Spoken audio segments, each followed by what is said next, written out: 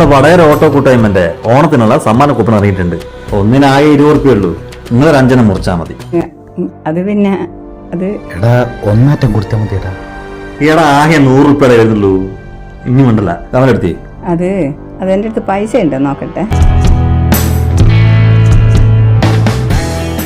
എന്റെ അടുത്ത് ആകെ 60 ഉറുപ്പിയുള്ളൂ. അങ്ങനെയാണെങ്കിൽ ഒരു 3 മുറിക്കാം.